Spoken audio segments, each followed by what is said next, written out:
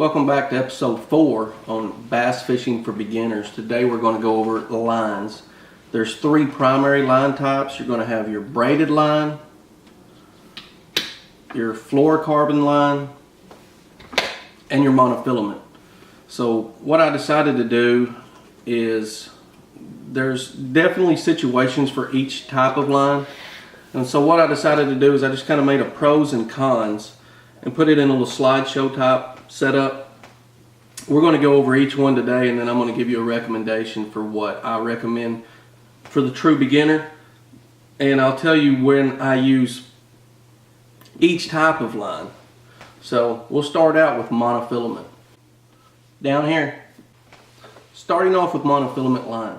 It's the most affordable line that you're going to find on the market today. It probably by 50% cheaper than your fluorocarbon lines and your braided line. It's more flexible than fluorocarbon line. That's a good plus for it. It sinks extremely slow, so it can be used for topwater baits, throwing buzz baits, walking style baits, frogs, stuff like that. It's very knot friendly, so it doesn't burn as bad when you're cinching that line down. Most of the time on monofilament, I'm going to throw a Palomar knot. You can throw it a uni knot. It's not a problem there. It's great for beginners. The reason I say that is because with it being inexpensive, it's super limp. It's easy to work with. It's easy to tie knots with. And when you're learning to cast a bait caster, you're going to have some backlashes. And when you do, you're not always going to be able to pick them out. You can pick out most of them, but sometimes you're just going to have that deep backlash.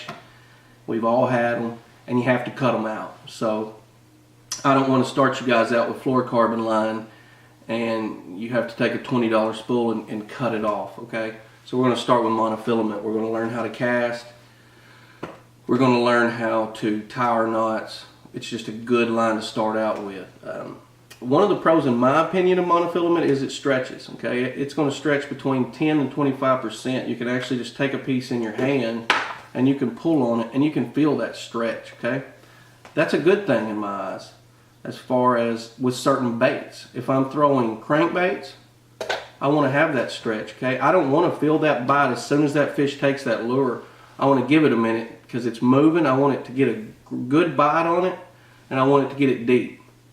That way when I set the hook, I know he's got it, okay? These other lines are more sensitive, so sometimes as soon as you feel the bite, you want to set the hook. It's just instinct. So you'll pull that bait away from those fish. With that monofilament, that stretch, that low sensitivity, it allows that fish to get that bait better, okay? It's pretty abrasion resistant. It's moderate, I would say. It's better in my opinion than braid, but it's not as good as fluorocarbon, okay? So now let's go into some cons on it. I would say one of the biggest cons is the diameter. It has to be bigger than the other 2 lines to accomplish the pound test that it's rated for. So a 20-pound monofilament line is going to be bigger than a fluorocarbon line and a braided line. So that's one of the bad. Sensitivity, like we talked about a while ago, it's also, I put it on the con list because if I'm fishing, if I'm flipping with it being so unsensitive, I guess you would say I flip into a middle of the bush, I want to know as soon as that fish gets it in a bush, because with it being not sensitive, so that fish can get it, he can turn and get down in that bush before I even feel him, okay? So I'm going to put that as a con and a pro. There's certain things, if I'm dragging something along the bottom, I want that sensitivity. I want to know if it's gravel, if it's rock, if it's clay, if it's sand. I want to know. So I also had to put that as a con. Another bad thing about it is UV light deteriorates the line pretty bad. This is not going to happen in a matter of weeks, but say this line, just sitting on the deck of your boat, or you're just out carrying it, over time it will get weak. I have seen it to where it can be 20-pound test and you can just snap it with your hands. So that's a bad thing. It does absorb water while you're fishing it, and that lowers the breaking point of the line. So if it's 20-pound test, it can absorb water, make it quite a bit weaker. So the next thing let's go into is fluorocarbon line. This is the one I use most of the time, I would say. I use it for basically all of my flipping and pitching into wood. I'm going to use it if I'm dragging something along the bottom. I'm going to use it typically anywhere, except I don't use it for topwater baits. And one reason is because it sinks. It's the only line out of the three that's going to sink. So it's no good for throwing, you know, walking baits, frogs, anything that goes on top, because it's going to sink. It's going to pull the nose of that bait down, and that's not what you want. It has, in my opinion, the highest abrasion resistance of all three lines, especially in wood. It's just fantastic for flipping in wood. It has a high sensitivity rate, so when I'm dragging it along the bottom, I can feel that, oh, that's a rock, or I feel it better. And also when I'm flipping, I feel the bites better. Its biggest thing to me, though, is it's invisible underwater. Okay, so if I'm fishing super clear water, it'll be the only line you see me throw.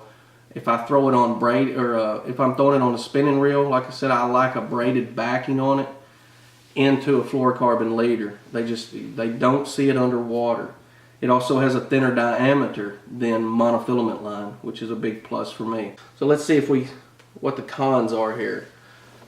Number one is going to be the price. It's about 50% higher than monofilament line. That's why I'm saying if you're just starting out, you're just learning how to cast your bait casters, don't start with fluorocarbon. Some of these can be, you know, $20, $30 for 200 yards, which 200 yards is going to spool up 2 reels with that. So you got $10 worth of line setting on that reel. You make one bad cast, you backlash, you have to cut it out, you out $10. Another con is it's stiffer and it has more memory. It probably has more memory. It does have more memory than any of the 3 lines, and that can be aggravating when trying to work with it. Sometimes when you're flipping, when it gets old, you know, it'll just want to coil up on you a little bit. So that's definitely a con. And again, it cannot be used for topwater baits. So if you're a big topwater fisherman, you're definitely not going to want to throw fluorocarbon. Now we'll get into braid.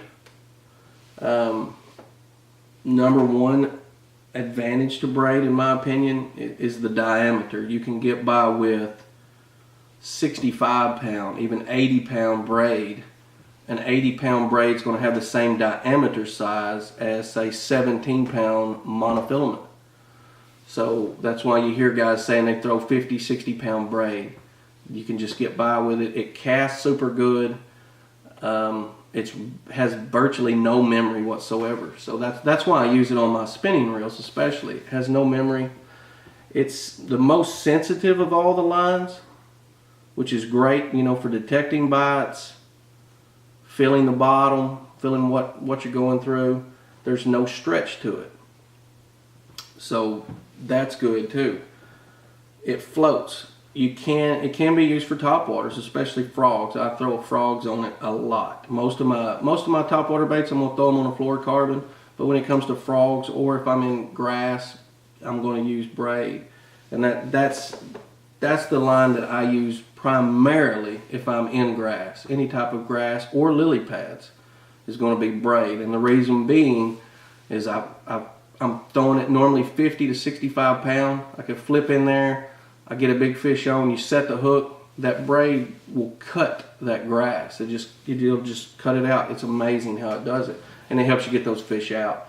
So that's going to be number one time I'm going to use braid is in grass. The cons of it, it's expensive. Just like fluorocarbon. I mean, it runs that same price point. So definitely, you know, you don't want to have that. Some of the backlashes when you get in braid are very difficult to get out. Most of the time it don't go near as deep as into the spool as fluorocarbon, but when you get a good one, it's tough to get out. It's hard to cut $20 worth of braid off your line, off your reel. It's highly visible in water, so you're definitely not going to want to use it in clear water. Most of the time I'll take a black marker, I run up at about 3 to 5 feet, and that seems to help. But it's still visible in water, even if you get, you know, they'll make greens, camouflage colors. whatever it is, they fade over time. Using them in the water seems to fade them. They just, I don't care what brand it is. I've tried several. They've all faded over time. That's one of the downfalls. But if you use the magic marker trick I showed you, that's not going to be an issue. They're not very, it's not a very abrasion resistant line in wood. I really dislike throwing it in wood. I will sometimes, but I try not to. And one of the reasons is if you'll feel braid, it has a rough texture to it. Most of them do.